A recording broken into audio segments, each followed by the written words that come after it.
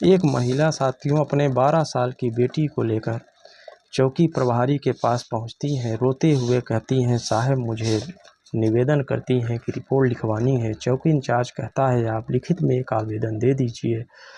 महिला आवेदन देती है। चौकी इंचार्ज जब आवेदन पत्र को पढ़ता है तो थोड़ा सा भौचक्का रह जाता है। महिला से कहता है, क्योंकि उसमें 2 नाम थे, ऐसे जो पुलिस चौकी वहाँ चल रही थी वह मुलजिम कहिए एक उस कमरे में चल रही होती है। चौकी इंचार्ज महिला से कहता है कि एक नाम तुम हटा दो, एक नाम रहने दो, एक ही नाम पे आवेदन पत्र दे दो। महिला कहती है, साहब मेन मुलजिम तो वही है, अगर उसी का नाम हटा देंगे तो किसके खिलाफ कंप्लेन करेंगे। चौकी इंचार्ज थोड़ा सा परेशान होता है। यह बात अपने सीनियर अधिकारी को बताता है, उसको सूचित करता है। थाना अध्यक्ष के पास जाती है। सारी घटना से उसको अवगत करवाया जाता है थाना अध्यक्ष को। थाना अध्यक्ष कहते हैं, प्रयास करो मामले को थोड़ा दबाने का, लेकिन इसकी गूंज सोशल मीडिया के माध्यम से पूरे प्रदेश में फैल जाती है। इस मामले में लापरवाही बरतने वाले अधिकारियों को सस्पेंड कर दिया जाता है। साथियों, मैं सुनील सिंह अपने YouTube चैनल पे आपका स्वागत करता हूं। मित्रों, यह पूरी सच्ची घटना मैं अयोध्या के बारे में आपको बताने जा रहा हूं। इसको थोड़ा विस्तार से बताता हूं। साथियों, आइए विस्तार से जानने और समझने का प्रयास करते हैं। उत्तर प्रदेश का एक जिला है अयोध्या। अयोध्या का थाना पूरा कलंदर है। साथियों, इसी का एक कस्बा है भदरसा। भदरसा इसी इलाके का में एक गांव है जहां विधवा एक महिला रहती हैं। उनकी 4 बेटियां हैं। एक बेटा है जो सबसे छोटा है, लगभग 6-7 साल उसकी उम्र है। घर का गुजारा वह मजदूरी से करती हैं। महिला अपने परिवार का भरण पोषण मजदूरी करके करती हैं। साथियों, दरअसल जुलाई के लास्ट में जो सबसे छोटी बेटी होती है उसकी उम्र महज 12 साल है। अचानक से बच्ची के पेट में काफ़ी दर्द होने लगता है, तो महिला बच्ची को दिखाने के लिए डॉक्टर के पास ले जाती हैं। वह बच्ची दर्द से कराह रही होती है। जब डॉक्टर उसको देखते हैं डॉक्टर उस बच्ची की हालत देखकर थोड़ा परेशान से हो जाते हैं। उनको कुछ समझ में नहीं आ रहा है कि इस बच्ची की समस्या को उसकी माँ से कैसे बताया जाए। डॉक्टर साहब हिम्मत करते हैं, बहुत हिम्मत करके बच्ची की माँ के पास जाते हैं। कहते हैं, माँ जी, कुछ चीज़ें आपको बताना चाहता हूँ लेकिन खुद हिम्मत नहीं कर पा रहा हूँ। बिटिया की उम्र महज 12 वर्ष है और वह लगभग 2 माह की प्रेग्नेंट है। यह कैसे हुआ? जब यह बात महिला सुनती है तो वह घबरा सी जाती है। साथियों, घर चलाने वाली कोई नहीं है। पति की मृत्यु कुछ साल पहले हो चुकी है। जब अपनी छोटी बेटी के बारे में यह सब सुनती हैं तो रोने लगती हैं। रोते हुए बेटी के पास जाती हैं, बेटी को समझाती हैं, प्यार से गले लगाती हैं और पूछती हैं कि बेटा, ये सब तुम्हारे साथ गलत काम कैसे हुआ, कहाँ हुआ, किसने किया है। तमाम चीज़ें जब पूछती है तो बिटिया भी रोने लगती है और माँ से कहती है कि माँ, करीब 2.5 महीने पूर्व मैं मजदूरी करके लौट रही थी तो रास्ते में एक दुकान पड़ती है जहाँ राजू बैठता है। राजू मुझे खाने के लिए बिस्किट देता है और कहता है कि चलो, तुम्हें मेरे मालिक ने बुलाया है। अब वह सीधी सादी बच्ची थी। साथियों, उम्र में बहुत कम थी। वह राजू के साथ उसके मालिक के पास चली जाती है।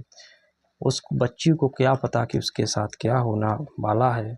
वह राजू के बहकावे में आ जाती है। साथियों, अंदर चली जाती है। अंदर उसको खाने के लिए कुछ चीज़ें राजू देता है, जिससे उसको खाने के बाद लड़की बेहोशी सी हालत में चली जाती है।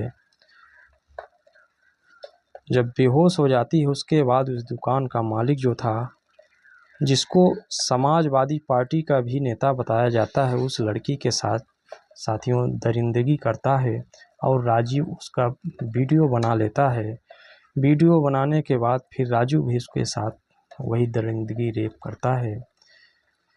इसके बाद वीडियो या लड़की को सब दिखाते हैं और उसके द्वारा डराया धमकाया जाता है कि अगर तुमने मुंह खोला, किसी को कुछ बताया, तो यह वीडियो हम तुम्हारा वायरल कर देंगे, सोशल मीडिया पर वायरल हो जाएगा, तुम किसी को मुंह दिखाने लायक नहीं रहोगी। लड़की को तमाम चीज़ों के माध्यम से डराया जाता है।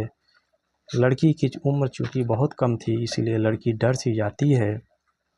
वह यह बात किसी से कुछ नहीं कह पाती। हैवानों को द्वारा वीडियो दिखाकर लड़की के द्वारा बार बार दरिंदगी की जाती है। यह सिलसिला चलता ही रहता है।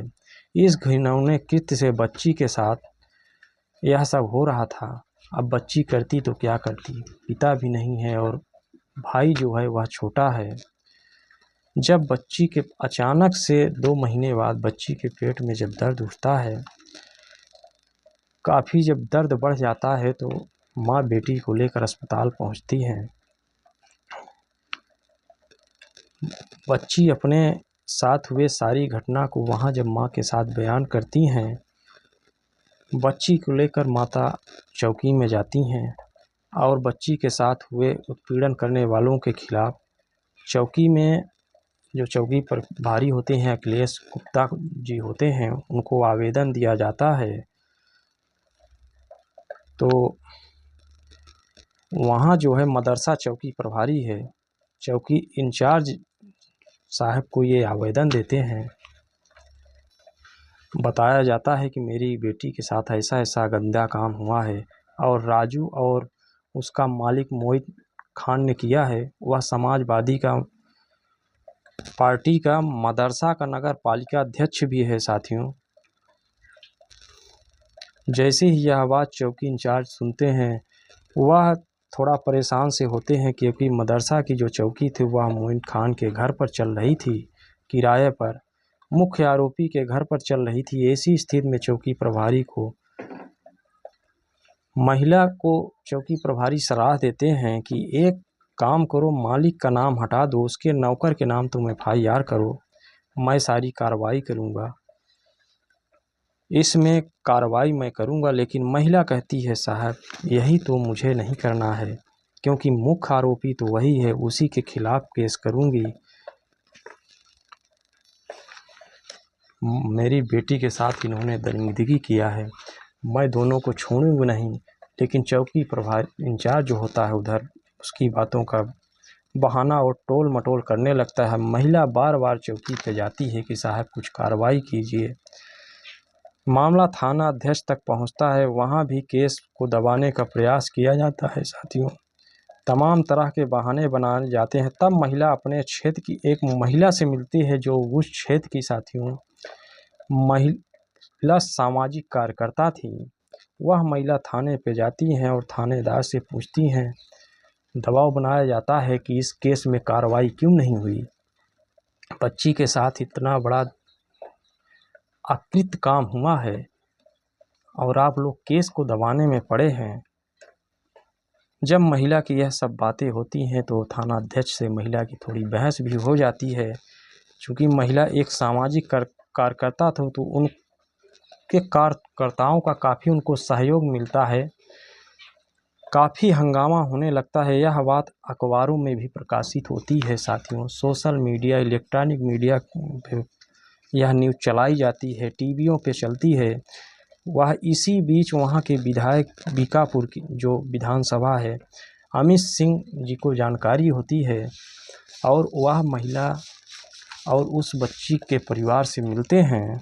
और परिवार से मिलने के बाद वह मुख्यमंत्री योगी आदित्यनाथ जी से मिलने का समय मांगते हैं। मुख्यमंत्री जी 2 अगस्त को मिलने का समय देते हैं। उस वक्त FIR साथियों दर्ज हो चुकी होती है पुलिस के माध्यम से। जैसे ही पुलिस को जानकारी होती है कि यह परिवार मुख्यमंत्री से मिलने गया है, जो काम पुलिस इतने दिनों से नहीं कर रही थी साथियों, वह काम घंटों में नहीं बल्कि मिनटों में करती है। आखिरकार दोनों को पुलिस गिरफ्तार करती है और राजू और मोइन खान को गिरफ्तार कर लिया जाता है। न केवल इसमें गिरफ्तारी होती है बल्कि जो थाना अध्यक्ष का नाम बदलवाने की चौकी प्रभारी द्वारा सिफारिश की जा रही थी, इन सभी को सस्पेंड कर दिया जाता है। इस केस में लापरवाही करने वाले सारे कर्मचारी अधिकारियों को सस्पेंड कर देते हैं। प्रदेश की पुलिस में हड़कंप मच जाता है साथियों। योगी आदित्यनाथ जी विधानसभा में खड़े होकर इस वाकया को बयान करते हैं। वहां से यह case social media, electronic media और पूरे प्रदेश में एक चर्चा का विषय बनता है साथियों। आरोपी की जन्म कुंडली को पुलिस खंगालती है, कितनी उसकी संपत्ति वैध अवैध है। जहां बच्ची के साथ दरिंदगी होती थी उस ज़मीन को खंगाला जाता है, वो अवैध ही ज़मीन मिलती है, उसको प्रशासन के द्वारा ढहा दिया जाता है। साथियों, कई नेता भी आगे आते हैं, ट्वीट करते हैं कि बच्ची को इंसाफ मिलना चाहिए। सभी की कोशिश है कि बच्ची को कम समय में इंसाफ मिले। साथियों, इस घटना को सुनाने का मतलब हमारा किसी को परेशान करने का उद्देश्य नहीं है, ना ही किसी का दिल दुखाना है, बल्कि आपको जागरूक करना था साथियों और सचेत करना था। बच्चियों को कुछ खाने पीने के लालच देकर कैसे कुकृत्य करते हैं ये दुराचारी। साथियों, नमस्कार।